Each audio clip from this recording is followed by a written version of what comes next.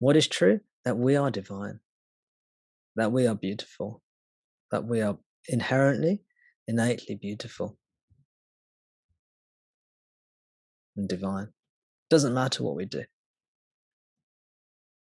Yes, we can do ugly things.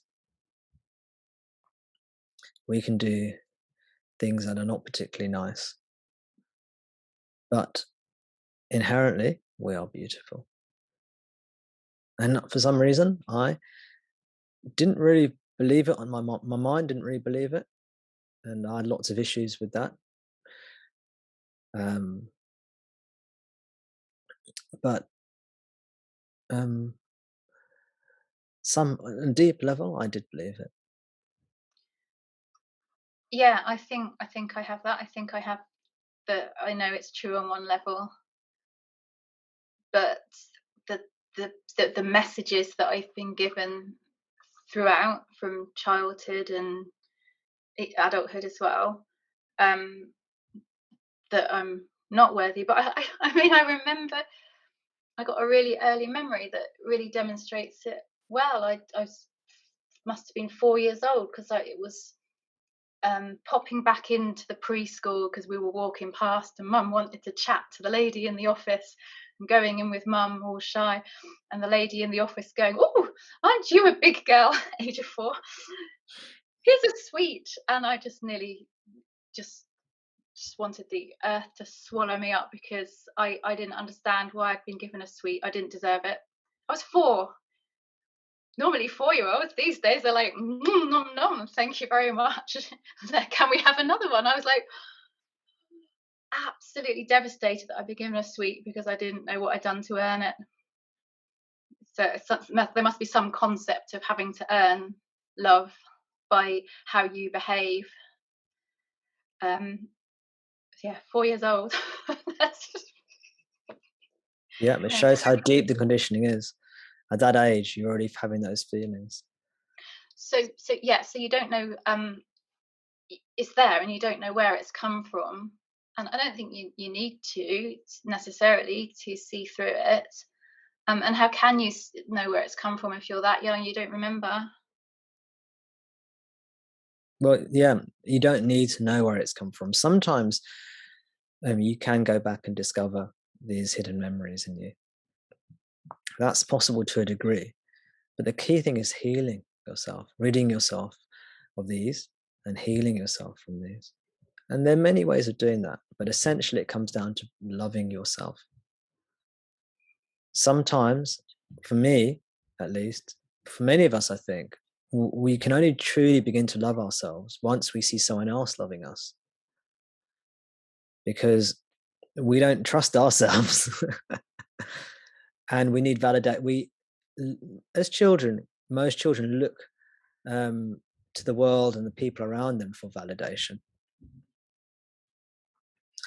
Um, it's very natural for a child when they're doing something to call their parents, "Mummy, mummy, daddy, daddy, look at me, look at me, look what I'm doing," and they'll be jumping over a puddle or something. And they'll be, "Look at me, I can jump over the big puddle. Look at me," and they'll be so proud, and mum and dad go, "Yeah, yeah, well done, well done," and they'll feel a sense of achievement because their parents have said, "Yes, you did well, you jumped over the puddle," or whatever it is. And so children, it's kind of inbuilt into children, I think, to look to the world around them for validation, because it's an inbuilt mechanism to socialize children. To When I say socialize, I mean to allow children to fit in to the society in which they're brought up in. But it has very negative consequences depending on the culture. And most cultures have a fair bit of negativity inbuilt into them. And this gets put deep into us. All cultures. Doesn't matter if it's East or West. They have a fair bit of negativity. And we have to heal this. So often we can only start to really love ourselves when we receive love from someone else. When we receive love from somebody else who is often not our mother or father. As we get older, we start to distrust the love from our parents. if we're lucky enough to have had loving parents. And so often it's when your friends or a boyfriend or a girlfriend, a romantic interest, they start to like you in return, that you start to feel, oh, I'm worthy. When a group accepts you. And this is one of the values of a satsang, of a sangha, sorry, not a satsang, but a group, is that hopefully we can see each other as the divine souls that we are, as the luminous, beautiful, luminous beings that we are.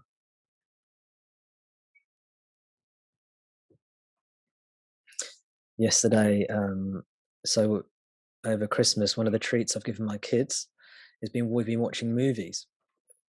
We've been watching films. So in the Das household, there's no television,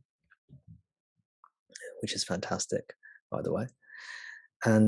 But we've been watching a few movies here and there over the last few weeks in the run up to Christmas. And yes, we watched Star Wars.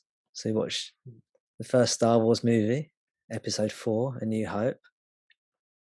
And yesterday we watched a little bit of Episode 5, which is the second Star Wars movie, Empire Strikes Back. And the scene we sort of got up to was where Luke, who's the main character, meets Yoda, who's his guru, basically his teacher. And Yoda is explaining the Force to Luke. And there's one phrase which he says, luminous beings are we. Luminous beings are we. We are not this, and I can't remember the other phrase. He says, we're not just this, I think he meant flesh and blood. Luminous beings are we. Luminous means light. We are beings of light. Light, what does light mean? Light means spirit. Spiritual beings are we. Why? Light means spirit. Why? Because you can't touch it. You can't grab it. It doesn't have a form. It's formless. It's the formless. It's shapeless. But it is. And it's bright. And it shines. This is what we are. And to this end, affirmations and having love from other people, surrounding yourself with positive people who are loving, who are kind to you, is very worthwhile at a stage in our journey. Just to feel your life as much as you're able to with people who actually give to you and don't take from you. I had lots of insecurities when I was younger. And And one of the ways that manifested is that I used to hang around people sometimes who used to make fun out of me, who used to put me down, who used to be negative towards me. And I would hang around these people because at least they were there with me, they were hanging out with me, and I didn't think I was worth very much. So, better some friends than no friends. And so I let them just treat me this way and that way. And I was always very nice to them. And I was also brought up in a way to be very nice to everyone. I was always taught, be nice to everyone. If they're horrible to you, if they're nice to you, doesn't matter. Always be nice back. It's the way I was brought up to be.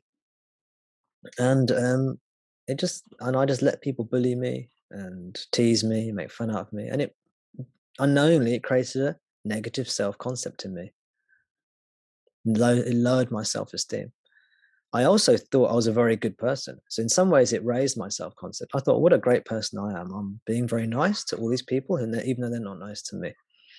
So I also thought, oh, aren't I pretty special? There's an arrogance there as well. It's the funny thing, isn't it? Because sometimes often, this is the case with arrogance coexists with low self-esteem. You don't need to be arrogant if you have a genuine sense of self-worth. The arrogance comes in to counterbalance the insecurity. So it took me a while to realize that a lot of the people in my life were not good for me. They were people who took from me rather than gave to me. And so at some point in my life, I realized, oh, I need to spend time with people who are giving to me, who are building me up, who are lifting me up, and not bringing me down. So I can build up a sense of esteem, self worth, self love, not keep on attracting these people to me who are negative and making me feel worse about myself. And affirmations were certainly a part of my healing. A whole lot of emotional things, things I do on the emotional level. Got a whole series of videos on YouTube. There's a whole playlist about emotions and mental health and non-duality. You can listen to a few of those if you want to. There may be some pointers in there. And as many of you know, in the one-to-ones, I often work emotionally with people and help people heal emotional wounds, emotional traumas, because some people need to go through that as well. And it can take time and it's kind of bespoke. What I mean by that is the remedy can vary hugely from person to person. It's not so easy to talk about in a satsang, but the treatment or the remedy can vary a lot. And it's very interesting for me to see what happens in those one-to-one meetings. It's very different with different people. It brings out a different aspect of me depending who I'm with. And it usually works very nicely as well, which I'm very happy to say.